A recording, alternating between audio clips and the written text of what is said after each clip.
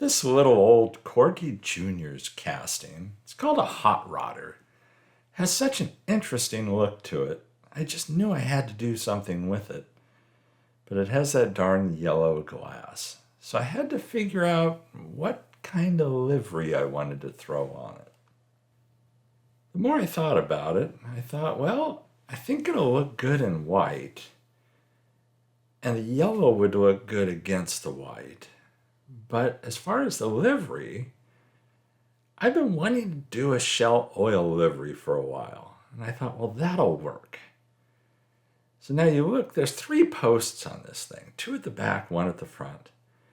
Insanely small posts. And so I quickly came to the realization on this that while I drilled it out, this thing's going to get glued back together.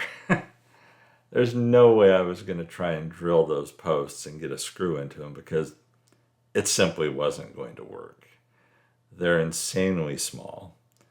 And I just knew I'd blow out at least 1 or 2 of the 3. So I don't have a problem, gluing it back together. I just proceeded from there. Ground down what was holding the axles in place on the base. The base you see here, they painted it white, and that wasn't working for me. I quickly realized that when I get this around to paint, that base is definitely going to be flat black, especially since the body's going to be white.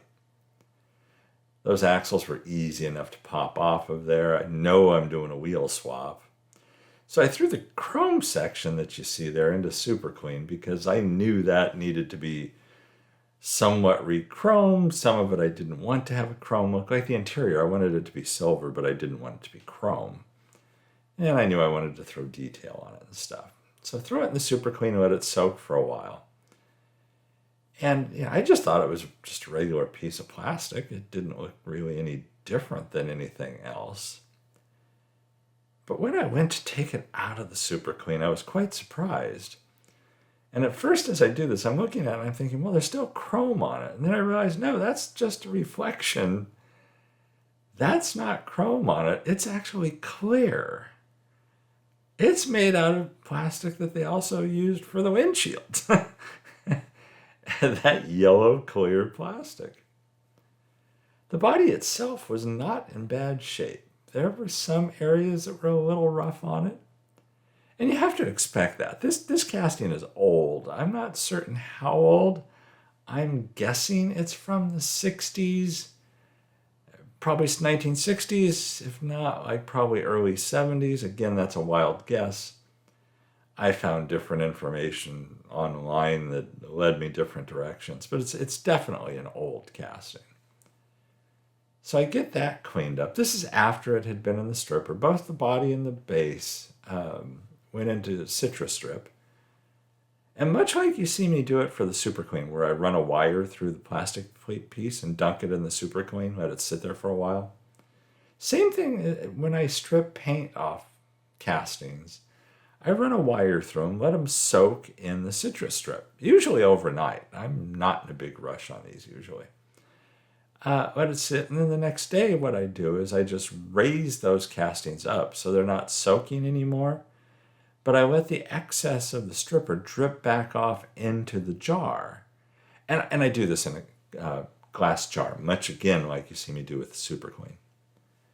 Let the excess drip off, and that stripper lasts me forever. It's crazy. I'm just looking now at possibly having to get another jar of citrus strip. And I get the small ones. It's not like I'm getting a big jug of it. And it just lasts and lasts using the approach that I use. So, if anybody else is trying to find a way to make the stripper stretch, that's one way of doing it. A lot of people brush it on, but then you lose that. I guess unless you brush it back into a jar. I guess that would work too. But that's just what works for me. So I got this basically filed down, went over it with the buffing wheel on the Dremel tool. And there you see both the base and the body up at the top left there. Clean them off with IPA before I go to paint them. I did paint these with color shot paint. The base was a matte black that I painted it. The body was marshmallow. I did come up with a set of decals. I designed the livery for this, grabbing some images online. Made SVG files from those, scalable vector graphics. Then took it into Word, scaled them to the size that I wanted. Word is a really simple way for me to do a lot of these. And then it's just a matter of applying the decals. I print them on an old color LaserJet, HP LaserJet printer. That way I don't have to clear coat the decals before applying them. Since they're laser printed, they won't run. And here you see me putting the shell on the hood. That I think is the thing that basically ties the yellow together. That was my goal, because for the sides I used the V-Power red logo. And the shell does appear on the side as well, but the rest of it is basically red. I also added some other decals I had for Dart. As I recall, Dart is an engine company. And I thought, well, that'll add a little something else to it. Here I use a ball bearing because these are real riders, and I was having a tough time getting the tire off that one. Then it's gauzy time. I did polish up the glass, and then I dunk it in gauzy like you see me do many times. This time the gauzy dunk was a little more exciting than than most of them. And when you're building things, you don't want excitement. And here's the excitement on this. I dropped the glass into the gauzy. And so then it was a matter of fishing it out of the gauzy. Grabbed it, as you see, on the side with the tweezers, which wasn't thrilling, but didn't do any harm. Grabbed another set of tweezers so that I could dunk it properly. And held on a lot more tightly this time. I can't say I've had that happen often. It seems like it happened once before, as I recall. But yeah, fortunately, it's not a common occurrence. I'm not sure why I did it this time, but I did. After that was suitably dunked, I put it into this little container to protect it from getting dust while it dries. The real riders. Yeah, basically the reason I took the tires off before is because I wanted to spray those wheels silver. Those are the ones that are kind of hidden inside the front nose of the body. But the gray color that they originally were just wasn't going to work for me. I do a complete wheel swap on this. The rear wheels are also real riders. As I recall, they're from the Mattel Set 4 box of the Real Riders tires. Love those wheels. I mean, they were on sale once. I bought several boxes, and I'm still using them and plan to be using them for quite a while.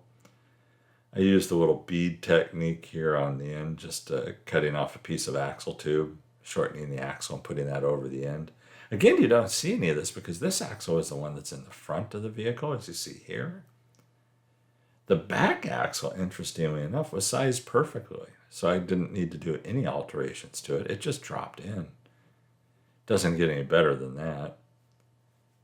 I did use CA glue to hold these in place, as you see here.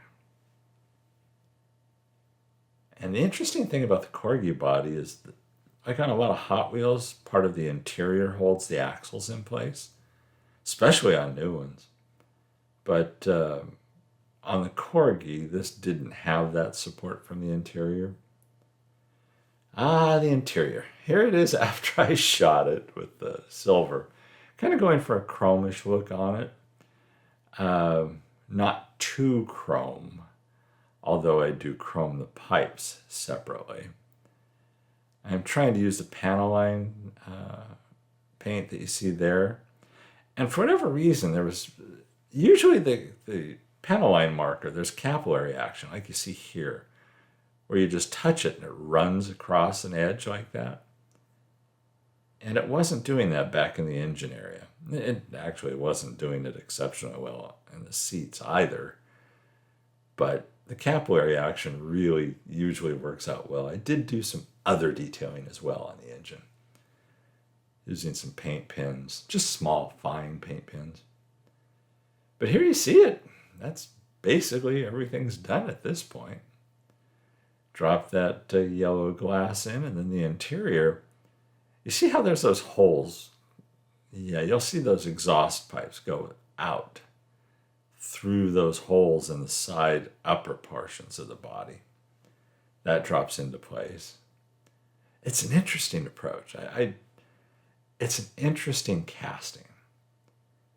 And after redoing it, I like it even better than I did before I took it apart. I thought it was interesting just in the colors it was originally, but I think this turned out pretty sharp.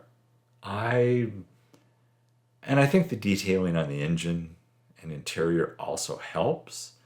Throwing the reel riders on it definitely helps. But all in all, I apologize for that background noise. All in all, I really like the look of this. And I hope you do too. Here I'm using the CA glue to hold it together. There was just no way I was going to get screws into this thing. That's accelerator that I'm using to cure the CA glue. And rolls almost too well. So there you see it, the way it arrived. And yeah. If you can see past the ugly, you can see a lot of potential for this. And if I had more of them, I have other ideas for it, but I don't have any others of this casting. But that's how it was, and here's how it ended up. And I couldn't be any happier with this. I'm really pleased with the way it turned out, and I hope you like it too.